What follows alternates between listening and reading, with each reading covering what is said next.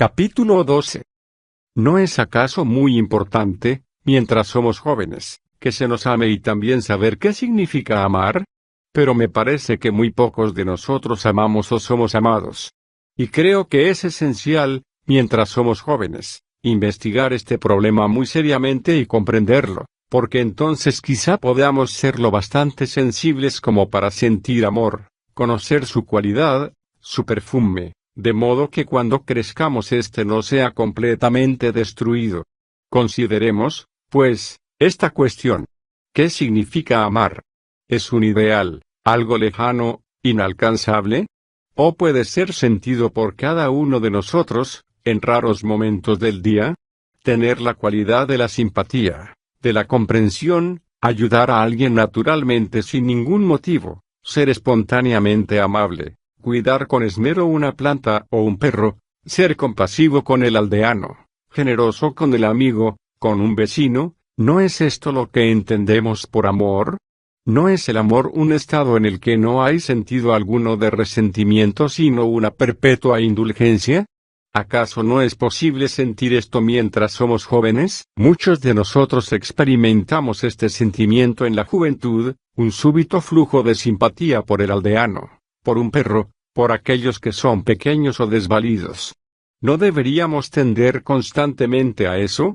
¿No deberían ustedes dedicar alguna parte del día para ayudar a otro, para cuidar un árbol o un jardín, para ayudar en la casa o en la posada, de modo que cuando alcancen la madurez sepan lo que significa ser naturalmente considerados, sin esfuerzo ni motivo alguno? ¿No deberían tener esta calidad del verdadero afecto? El verdadero afecto no puede generarse artificialmente, tenemos que sentirlo, y también deben sentirlo sus tutores, sus padres, sus maestros. Muy pocas personas sienten verdadero afecto, están demasiado interesadas en sus realizaciones personales, en sus anhelos, en sus conocimientos, en su éxito. Dan a lo que han hecho y a lo que desean hacer una importancia tan colosal que finalmente las destruye.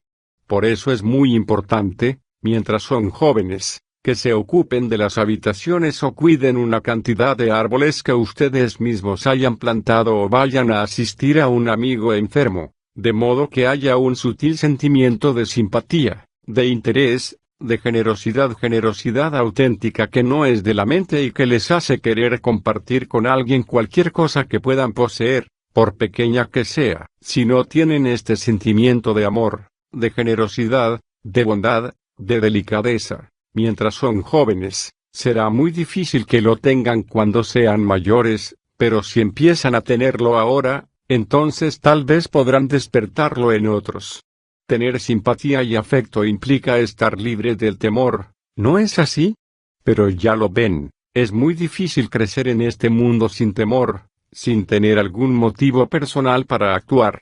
Las personas mayores jamás han reflexionado acerca de este problema del temor o lo han considerado solamente de manera abstracta, sin actuar sobre el temor en sus existencias cotidianas. Ustedes son todavía muy jóvenes, observan, inquieren, aprenden, pero si no ven ni comprenden qué es lo que causa el temor, se volverán como sus mayores. El temor crecerá como una especie de maleza oculta y se extenderá por sus mentes, deformándolas. Por lo tanto, deben estar alerta a todo lo que ocurre alrededor y dentro de ustedes, cómo hablan sus maestros, cómo se comportan sus padres y cómo responden ustedes, de modo que puedan ver y comprender esta cuestión del temor. La mayoría de los adultos piensa que es necesaria alguna clase de disciplina. ¿Saben ustedes qué es la disciplina? Es un proceso por el cual se les fuerza a hacer algo que no quieren hacer. Donde hay disciplina, hay miedo. Por consiguiente, la disciplina no es la vía del amor. Es por eso por lo que la disciplina debe evitarse a toda costa, siendo la disciplina coacción, resistencia, compulsión, forzarles a hacer lo que no comprenden o persuadirles a que lo hagan ofreciéndoles un premio. Si no comprenden algo, no lo hagan ni se esfuercen por hacerlo. Pidan una explicación, no sean meramente obstinados. Traten de descubrir la verdad del asunto de manera que no haya temor alguno implicado y la mente de ustedes se vuelva muy flexible, muy dúctil. Cuando no comprenden y son meramente obligados por la autoridad de los mayores, están reprimiendo la propia mente, y entonces surge el temor, y ese temor les persigue como una sombra a lo largo de toda la vida. Por eso es tan importante que no se les discipline según algún tipo particular de pensamiento o modelo de acción. Pero casi todos los adultos solo pueden pensar en esos términos. Quieren inducirles a hacer algo por el así llamado bien de ustedes. Este proceso mismo de inducirles a que hagan algo por el propio bien de ustedes, es destructivo para la sensibilidad, para la capacidad de comprender, por lo tanto destruye el amor. Es muy difícil negarse a ser coaccionado u obligado, porque el mundo que nos rodea tiene mucha fuerza, pero si meramente cedemos y hacernos cosas sin comprenderlas, caemos en el hábito de la irreflexión y entonces se vuelve aún más difícil para nosotros salimos de ello. Por lo tanto, ¿tiene que haber autoridad y disciplina en la escuela? ¿O deberían sus maestros asentarles a discutir estas cuestiones, a investigarlas, a comprenderlas a fin de que, cuando hayan crecido y salgan al mundo, sean seres humanos maduros capaces de afrontar inteligentemente los problemas que el mundo habrá de presentarles? Ustedes no pueden tener esa profunda inteligencia, si existe alguna clase de temor. El temor tan solo les embota, les refrena la iniciativa, apaga ese fuego que llamamos simpatía, generosidad, afecto, amor, de modo que no se dejen disciplinar dentro de un patrón de acción, sino descubran, lo cual implica que deben tener tiempo para cuestionar, para investigar, y los maestros también deben tener tiempo. Si no hay tiempo, entonces deben conseguirlo. El temor es una fuente de corrupción, es el principio de la degeneración, y estar libre de temor es más importante que cualquier examen o cualquier título académico. Interlocutor, ¿qué es el amor en sí mismo? K. ¿Qué es el amor intrínsecamente? ¿Es eso lo que quieres decir? ¿Preguntas qué es el amor sin motivo, sin incentivo? Escucha atentamente y lo descubrirás. Estamos examinando la pregunta, no estamos buscando la respuesta. Al estudiar matemáticas o al formular una pregunta, la mayoría de nosotros se interesa más en encontrar la respuesta que en comprender el problema. Comprendamos, pues, qué es el problema y no busquemos una respuesta, ya sea una respuesta del Bhagavad Gita, del Corán, de la Biblia o de algún profesor o conferenciante. Si podemos comprender realmente el problema, la respuesta surgirá de él, porque la respuesta está en el problema, no está separada del problema. El problema es, ¿qué es el amor sin motivo? ¿Puede haber amor sin ningún incentivo, sin que uno desee nada para sí mismo del amor? ¿Puede haber amor sin que uno se sienta lastimado cuando el amor no es retribuido? Si yo te ofrezco mi amistad y tú la rechazas, ¿no me siento lastimado? Ese sentirse lastimado, ¿es el resultado de la amistad, de la generosidad, de la simpatía? Ciertamente, en tanto me sienta lastimado, en tanto haya temor, en tanto te ayude esperando que tú puedas ayudarme, a lo cual llaman servicio, no hay amor. Si comprendes esto, la respuesta está ahí. Interlocutor, ¿qué es la religión? K. ¿Quieres una respuesta de mí o quieres descubrirla por ti mismo? ¿Estás buscando una respuesta de alguien, por grande o necio que pueda ser? ¿O estás realmente tratando de descubrir la verdad acerca de lo que es la religión? Para descubrir qué es la verdadera religión, tienes que descartar todo lo que estorba. Si tienes muchas ventanas pintadas o sucias y quieres ver la luz pura del sol, debes limpiar o abrir las ventanas o salir fuera. De igual modo, para descubrir qué es la verdadera religión, primero tienes que ver lo que no es verdadera religión y desecharlo. Entonces puedes descubrir, porque hay percepción directa. Veamos, pues, lo que no es religión. Hacer puja, practicar un ritual, ¿es eso religión?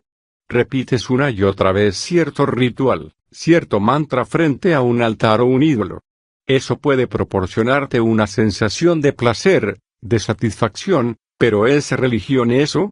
Ponerse el hilo sagrado, llamarse uno hindú, budista, cristiano, aceptar ciertas tradiciones, dogmas, creencias, ¿Tiene todo eso algo que ver con la religión? Obviamente, no. Por lo tanto, la religión debe ser algo que puede encontrarse solo cuando la mente ha comprendido y desechado todo esto. La religión, en el verdadero sentido de la palabra, no genera separación, ¿verdad? Pero ¿qué sucede cuando tú eres musulmán y yo soy cristiano, o cuando yo creo en algo y tú no crees en eso? Nuestras creencias nos separan, por lo tanto, nuestras creencias no tienen nada que ver con la religión. El hecho de que tú creas de una manera y yo de otra, depende mayormente de donde hayamos nacido, ya sea en Inglaterra, en la India, en Rusia o en América. De modo que la creencia no es religión, es solamente el resultado de nuestro condicionamiento. Luego está la búsqueda de la salvación personal. Quiero estar a salvo, quiero alcanzar el nirvana o el cielo, tengo que encontrar un sitio cerca de Jesús, cerca de Buda o a la diestra de un Dios en particular. Tu creencia no me proporciona una satisfacción profunda, no me da consuelo, por lo tanto, tengo mi propia creencia que sí lo hace. ¿Es religión eso? Por cierto, nuestra mente debe estar libre de todas estas cosas para descubrir lo que es la verdadera religión. ¿Y es la religión meramente una cuestión de hacer el bien, de servir o de ayudar a otros? ¿O es algo más? Lo cual no quiere decir que no podamos ser generosos o amables. ¿Pero eso es todo? ¿Acaso la religión no es algo más grande, más puro, más inmenso, más expansivo que todo lo concebido en la mente? Para descubrir, pues, lo que es la verdadera religión, debemos investigar profundamente todas estas cosas y estar libres del temor. Es como salir de una casa oscura, a la luz del sol. Entonces no preguntarás qué es la verdadera religión, lo sabrás. Habrá una experiencia directa de aquello que es ver, interlocutor. Si alguien es desdichado y quiere ser feliz, ¿eso es ambición? Cuando uno está sufriendo quiere estar libre del sufrimiento. Eso no es ambición, ¿verdad?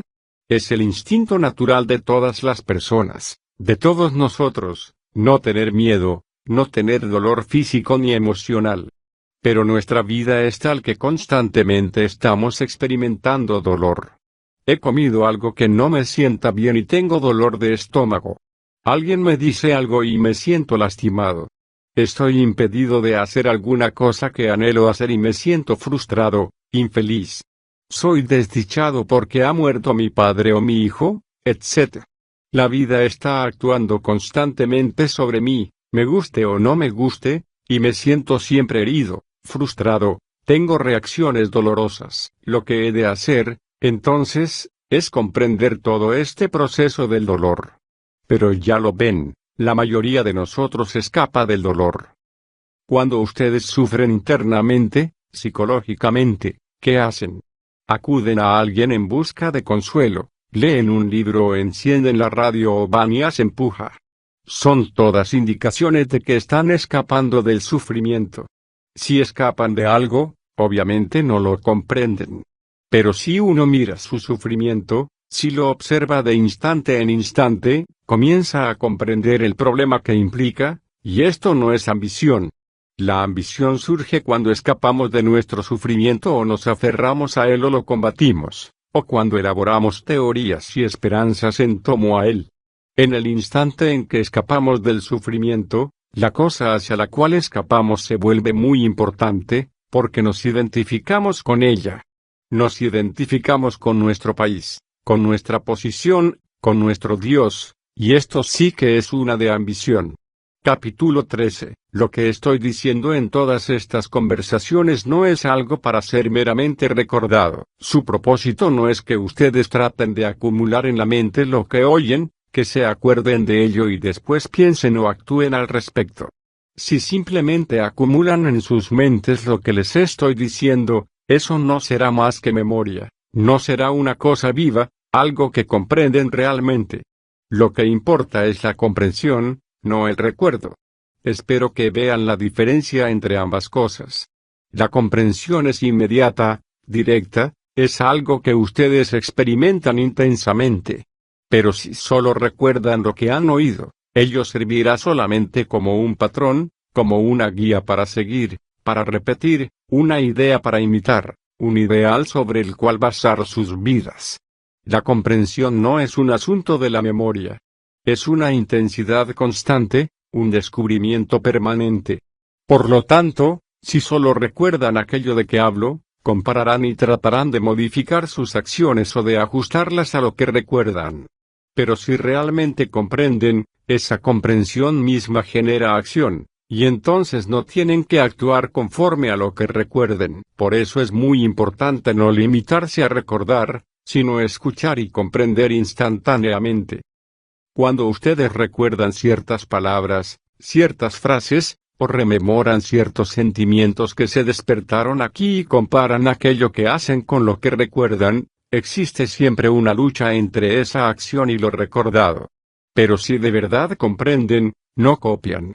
Cualquiera que posea cierta capacidad puede recordar palabras y aprobar exámenes, pero si comienzan a comprender todo lo implicado en aquello que ven, que oyen, que sienten, esa comprensión misma genera una acción que ustedes no tienen que dirigir, moldear ni controlar.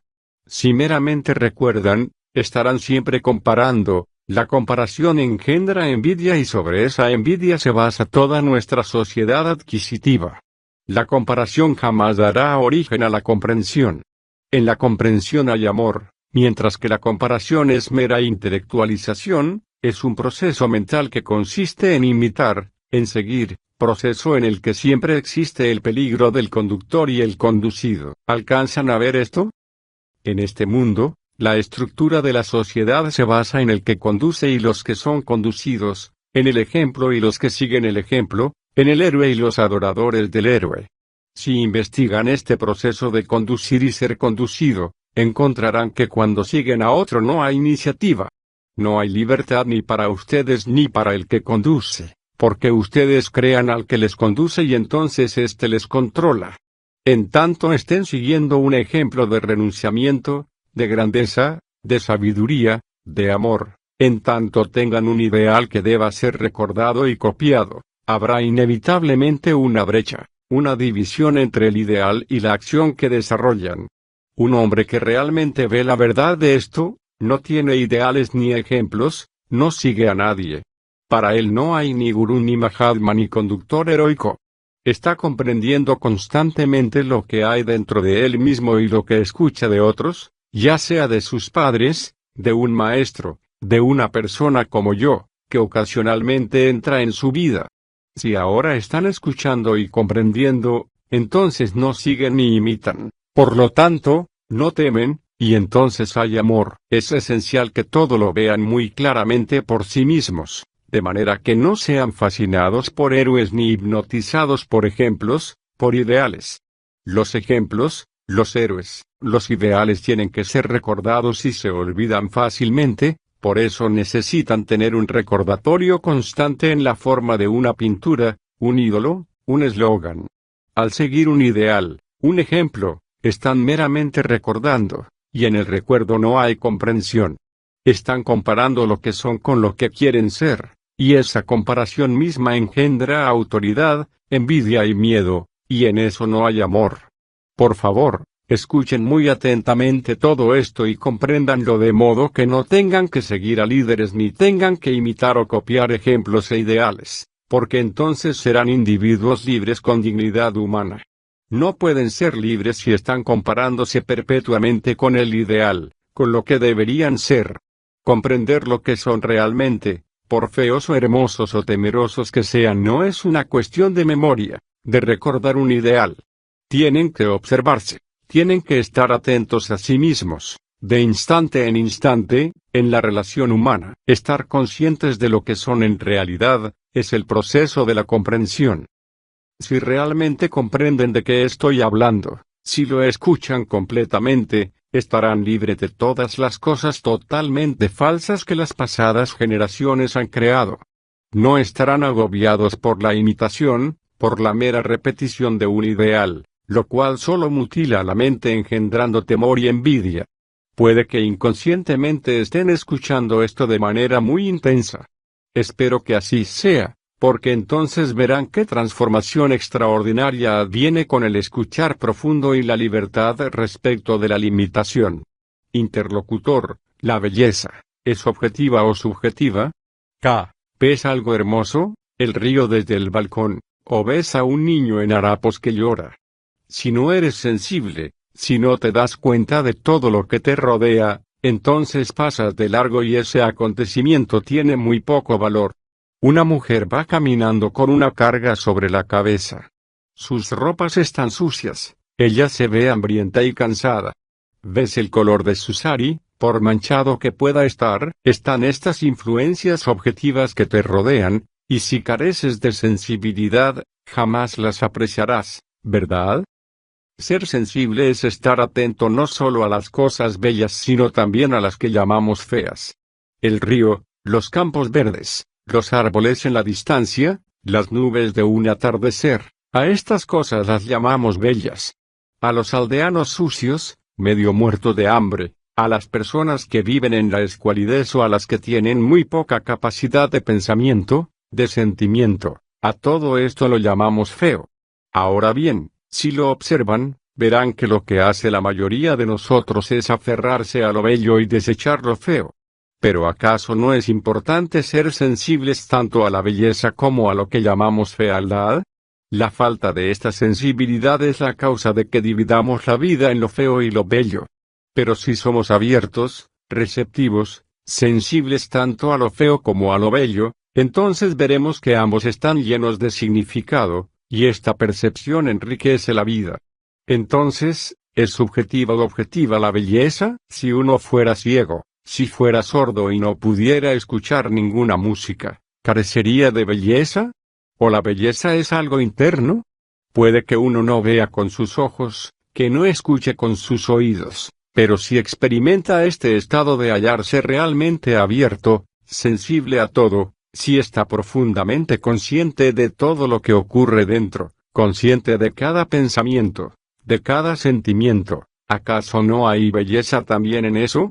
Pero ya lo ven, pensamos que la belleza es algo exterior a nosotros. Por eso compramos pinturas y las colgamos en la pared. Queremos poseer hermosos saris, trajes, turbantes, rodeamos de cosas bellas, porque tememos que sin un recordatorio objetivo perderíamos algo internamente.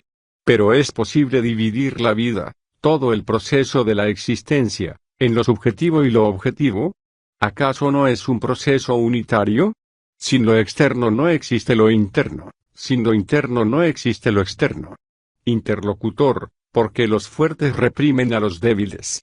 K. ¿Reprimes tú al débil? Descubrámoslo, en una discusión o en cuestiones de fuerza física, ¿no apartas del camino a tu hermano menor, al que es más pequeño que tú? Es porque deseas afirmarte a ti mismo. Quieres mostrar tu fuerza, mostrar que eres mejor o más poderoso, de modo que dominas y apartas al más pequeño, te das importancia. Lo mismo sucede con los adultos. Son más grandes que tú, conocen un poco más que tú porque han leído libros, tienen una posición, dinero, autoridad, de modo que te reprimen, te hacen a un lado, y tú aceptas que te hagan a un lado, entonces, reprimes a alguien que está debajo de ti. Cada cual quiere afirmarse a sí mismo, dominar, mostrar que tiene poder sobre otros. Casi ninguno de nosotros quiere ser como nada. Queremos ser alguien, y el mostrar poder sobre otros nos proporciona satisfacción, nos hace sentir que somos alguien. Interlocutor, ¿por eso el pez más grande se traga al pequeño? K. En el mundo animal tal vez sea natural que el pez grande viva del pequeño. Es algo que no podemos cambiar. Pero el ser humano grande no necesita vivir del ser humano pequeño. Si sabemos cómo utilizar nuestra inteligencia, podemos dejar de vivir uno del otro, no solo físicamente sino también en el sentido psicológico. Ver este problema y comprenderlo, lo cual implica tener inteligencia, es dejar de vivir del otro. Pero casi todos queremos vivir de otros, de modo que nos aprovechamos de alguno que es más débil que nosotros. La libertad no implica estar libres para hacer lo que nos plazca. Solo puede haber verdadera libertad cuando hay inteligencia, Y la inteligencia adviene cuando comprendemos la relación entre tú y yo, la relación entre cada uno de nosotros y alguna otra persona. Interlocutor, ¿es verdad que los descubrimientos científicos hacen que nuestras vidas sean más fáciles de vivir? K. ¿No han hecho más fácil tu vida? Tienes electricidad, ¿no es así? Mueves un interruptor y tienes luz. En este lugar hay un teléfono, puedes hablar si lo deseas a un amigo en Bombay o en Nueva York. ¿No es fácil eso? 0. Puedes tomar un avión e ir rápidamente a Delhi o a Londres. Estas cosas son el resultado de los descubrimientos científicos y han hecho más fácil la vida. La ciencia ha ayudado a curar enfermedades, pero también nos ha dado la bomba de hidrógeno, que puede matar a millares de seres humanos. Por lo tanto, como la ciencia está descubriendo constantemente más y más, si no empezamos a utilizar con inteligencia, con amor el conocimiento científico, vamos a destruirnos a nosotros mismos. Interlocutor, ¿qué es la muerte? K. ¿Qué es la muerte? ¿Qué pregunta para una niñita? ¿Has visto los cuerpos que llevan al río? ¿Has visto hojas muertas, árboles muertos? ¿Sabes que las frutas se marchitan y se pudren? Las aves que están tan llenas de vida en la mañana, parloteando, llamándose unas a otras, puede que estén muertas a la noche. La persona que está viva puede ser abatida por un desastre mañana. Vemos que ocurre todo esto. La muerte es común a todos nosotros, todos terminaremos de ese modo. Podemos vivir 30, 50 u 80 años, gozando, sufriendo, temiendo, y al final de ello ya no estamos más. ¿Qué es eso que llamamos el vivir y qué es lo que llamamos muerte? Es realmente un problema complejo y no sé si quieren investigarlo. Si pudiéramos descubrir, comprender qué es el vivir, quizá comprenderíamos qué es la muerte. Cuando perdemos a alguien a quien amamos, nos sentimos desconsolados, solos. En consecuencia, decimos que la muerte no tiene nada que ver con el vivir. Separamos la muerte de la vida. ¿Pero está la muerte separada de la vida? ¿No es el vivir un proceso de morir? ¿Qué significa el vivir, para la mayoría de nosotros? Significa el acumular, elegir, sufrir, reír. Y en el trasfondo, detrás de todo el placer y el dolor, está el miedo de que llegue el fin, el miedo a lo que va a suceder mañana, el miedo de no tener nombre ni fama, de no tener propiedad ni posición social, de que termine todo lo que queremos que continúe. Pero la muerte es inevitable, entonces nos preguntamos, ¿qué sucede después de la muerte? Y bien, ¿qué es lo que llega a su fin en la muerte? ¿La vida? ¿Es la vida meramente un proceso de inspirar y expeler el aire, comer, odiar, amar, adquirir, poseer, comparar, envidiar? Esto es lo que la mayoría de nosotros conoce de la vida. Para la mayoría, la vida es un sufrimiento, una batalla constante de dolor y placer, esperanza y frustración. ¿Y no puede eso terminar? ¿Acaso no deberíamos morir? En el otoño, con la llegada del tiempo frío, las hojas caen de los árboles y reaparecen en primavera. ¿No deberíamos, de igual modo, morir a todo lo de ayer, a todas nuestras acumulaciones y esperanzas, a todos los éxitos que hemos cosechado? ¿No deberíamos morir a todo eso y vivir de nuevo mañana, de manera que, como una hoja nueva, fuéramos puros, tiernos, sensibles? Para el hombre que dice, yo soy alguien y tengo que continuar, para él siempre hay muerte y gas crematorio, y ese hombre no conoce el amor. Capítulo 14. Hay diversos factores implicados en la desintegración humana y hay diversas maneras en que los hombres se desintegran. Integrar es unir, completar. Si ustedes están integrados, sus pensamientos, sentimientos y acciones son enteramente una unidad que se mueve en un solo sentido, no se contradicen entre sí. Cada uno es, entonces, un ser humano total, sin conflicto. Eso es lo que implica la integración. Desintegrar es lo opuesto de eso, es desmoronar, despedazar, dispersar lo que ha sido unido. Y hay muchas maneras en que los seres humanos se desintegran, se desmoronan, se destruyen a sí mismos. Pienso que uno de los factores principales es el sentimiento de envidia, el cual es tan sutil que se le considera, bajo diferentes nombres, como valioso, útil, un elemento digno de estima en la conducta humana. ¿Saben lo que es la envidia?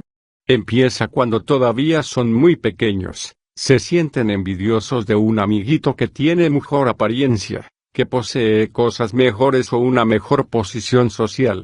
Sienten celos si otro niño u otra niña le supera en la clase, si tiene padres ricos o si pertenece a una familia más distinguida.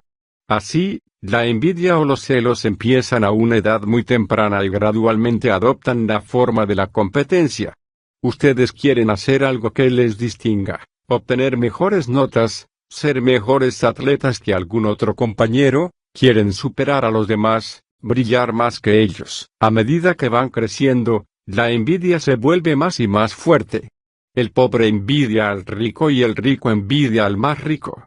Está la envidia de aquellos que han tenido experiencias y quieren tener más experiencias, y la envidia del escritor que quiere escribir mejor todavía. El deseo mismo de ser mejor, de convertirse en algo meritorio, de tener más de esto o de aquello, es afán adquisitivo, es el proceso de acumular, de guardar. Si lo observan, verán que casi todos tenemos el instinto de adquirir, de poseer más y más aris, más ropas, más casas, más propiedades. Y si no es eso, entonces queremos más experiencias, más conocimiento, deseamos sentir que sabemos más que algún otro, que hemos leído mucho más que otro. Queremos estar más cerca que otro de algún funcionario importante con alta posición en el gobierno, o sentir que espiritualmente, internamente, estamos más evolucionados que los demás. Queremos ser conscientes de que somos humildes, virtuosos, de que podemos explicar cosas que otros no pueden. Así, cuanto más adquirimos, mayor es nuestra desintegración. Cuanto más propiedades, más fama, más experiencia, más conocimiento acumulamos, más rápido es nuestro deterioro. Desde el deseo de ser o de adquirir más, brota la enfermedad universal de los celos, de la envidia. ¿No han observado esto en sí mismos y en las personas adultas que les rodean? ¿No han advertido cómo el maestro desea ser profesor y el profesor desea ser el director? ¿O cómo el propio padre o la madre de ustedes desean más propiedades, mayor reputación? En la lucha por adquirir nos volvemos crueles. En la adquisición no hay amor. El modo adquisitivo de vida es una batalla constante con nuestro prójimo, con la sociedad, batalla en la que hay un permanente temor, pero justificamos todo esto y aceptamos los celos como inevitables. Pensamos que debemos ser adquisitivos, aunque designemos eso con una palabra que suena mejor, lo llamamos evolución, crecimiento, desarrollo, progreso, y decimos que es algo esencial. Vean, muy pocos estamos conscientes de esto, no nos damos cuenta de que somos codiciosos, adquisitivos, de que nuestros corazones se hallan devorados por la envidia, de que nuestras mentes se están deteriorando, y cuando por un instante tomamos conciencia de esto, lo justificamos o decimos meramente que está mal o tratamos de escapar de ello de diversas maneras. La envidia es una cosa muy difícil de revelar o descubrir en uno mismo, porque la mente es el centro de la envidia, la mente misma es envidiosa. La propia estructura de la mente está edificada sobre la adquisición y la envidia. Si observamos nuestros pensamientos, el modo como pensamos, veremos que lo que llamamos pensar es generalmente un proceso de comparación. Yo puedo explicarme mejor, tengo un conocimiento mayor, más sabiduría. Pensar en términos del más es la operación de la mente adquisitiva, es su modo de existencia. Si ustedes no piensan en términos del más, encontrarán que es extremadamente difícil pensar en absoluto. La persecución del más es el movimiento comparativo del pensar, el cual crea el tiempo para llegar a ser, para ser alguien. Ese es el proceso de la envidia, de la adquisición. Pensando comparativamente, la mente dice, soy esto, y algún día seré aquello, soy feo, pero seré hermoso en el futuro. De modo que el afán adquisitivo, la envidia, el pensar comparativo produce descontento, inquietud, y nuestra reacción a eso es decir que debemos estar satisfechos con nuestra suerte, que debemos contentarnos con lo que tenemos. Eso es lo que dicen las personas que se encuentran en la parte superior de la escalera. Las religiones predican universalmente el contentamiento. El verdadero contentamiento no es una reacción, no es lo opuesto del espíritu adquisitivo, es algo mucho más vasto y mucho más significativo. El hombre cuyo contentamiento es lo opuesto del espíritu adquisitivo, de la envidia, es como un vegetal, internamente es una entidad muerta, como lo está la mayoría de la gente. Casi todas esas personas que están tranquilas es porque internamente están muertas, y están muertas internamente porque han cultivado lo opuesto de todo lo que son realmente. Siendo envidiosas, dicen, no debo ser envidioso.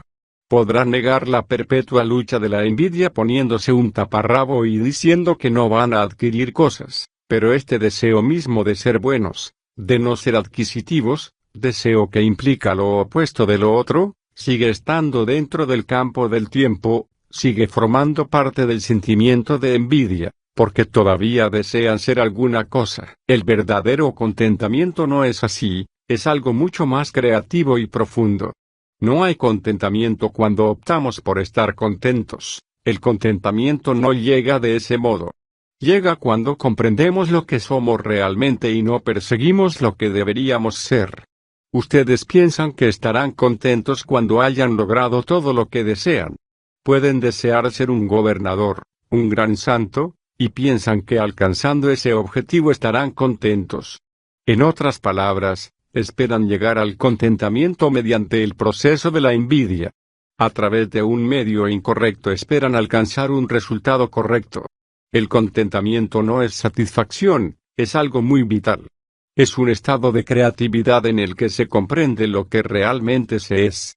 Si comienzan a comprender lo que realmente son de instante en instante, de día en día, descubrirán que desde esta comprensión surge un estado extraordinario de inmensidad, de comprensión sin límites.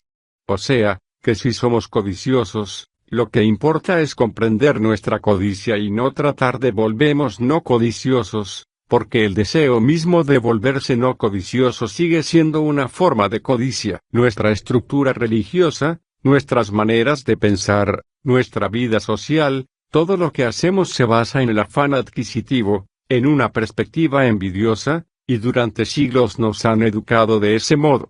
Estamos tan condicionados a eso que no podemos pensar aparte de lo mejor, de lo más. Debido a eso hacemos que la envidia sea algo deseable. No lo llamamos envidia, lo llamamos con diversos términos eufemísticos, pero si miran detrás de la palabra, verán que este deseo extraordinario por el más es egocéntrico, que les encierra en sí mismos. Limita el pensamiento. La mente limitada por la envidia, por el yo, por el deseo adquisitivo de cosas o virtud, jamás puede ser una verdadera mente religiosa. La mente religiosa no es una mente comparativa. La mente religiosa ve y comprende el significado pleno de lo que es.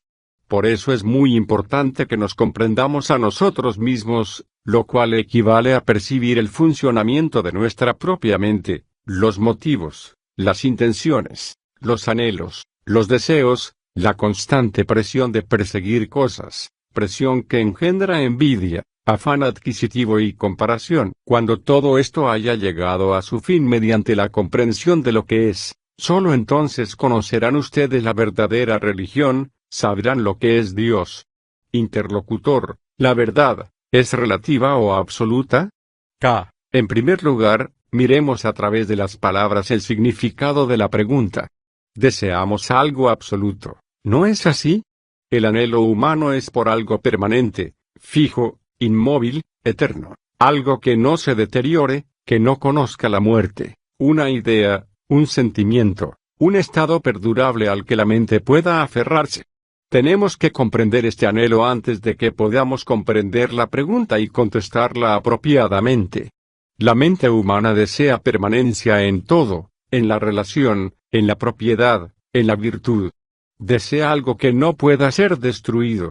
Por eso decimos que Dios es permanente o que la verdad es absoluta. Pero ¿qué es la verdad?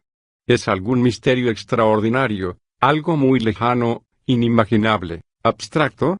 ¿O la verdad es algo que uno descubre de instante en instante, de día en día? Si puede ser acumulada, reunida a través de la experiencia, entonces no es la verdad, porque detrás de esta acumulación alienta el mismo espíritu adquisitivo. Si es algo muy lejano que solo puede ser encontrado mediante un sistema de meditación o mediante la práctica de la abnegación y el sacrificio, eso tampoco es la verdad, porque también es un proceso adquisitivo. La verdad es para ser descubierta y comprendida en cada acción, en cada pensamiento, en cada sentimiento, por efímero o trivial que sea. Es para ser observada en cada instante de cada día, para ser escuchada en lo que dicen el marido, la esposa, en lo que dice el jardinero, en lo que dicen los amigos y en el proceso de nuestro propio pensar. Nuestro pensar puede ser falso, puede estar condicionado, limitado, y descubrir que nuestro pensar está limitado, condicionado, es la verdad. Ese descubrimiento mismo libera a la mente de su limitación. Si uno descubre que es codicioso, si lo descubre, no solo porque algún otro se lo diga, ese descubrimiento es la verdad, y esa verdad tiene su propia acción sobre nuestra codicia. La verdad no es algo que uno pueda adquirir, acumular, guardar y después contar con ella como una guía. Esa es solo otra forma de posesión. Y es muy difícil para la mente no adquirir, no guardar. Cuando comprendas el significado de esto, descubrirás qué cosa extraordinaria es la verdad. La verdad es intemporal, pero en el instante en que la capturamos, como cuando decimos, he descubierto la verdad, es mía, eso ya no es más la verdad. Por lo tanto, que la verdad sea absoluta o intemporal, depende de la mente. Cuando la mente dice, quiero lo absoluto, algo que jamás se deteriore, que no conozca la muerte, lo que en realidad desea es algo permanente para aferrarse a ello, de modo que crea lo permanente.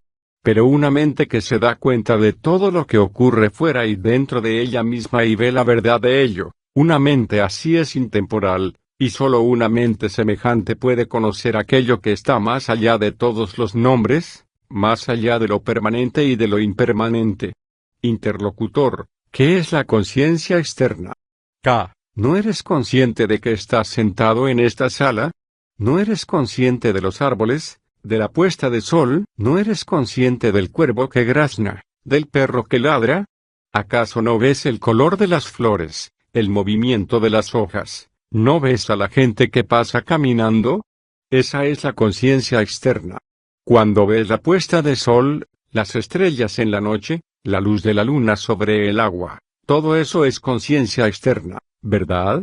Y tal como estás consciente externamente, también puedes estar internamente consciente de tus pensamientos y sentimientos, de tus motivos e impulsos, de tus prejuicios, de tu envidia, de tu codicia y tu orgullo.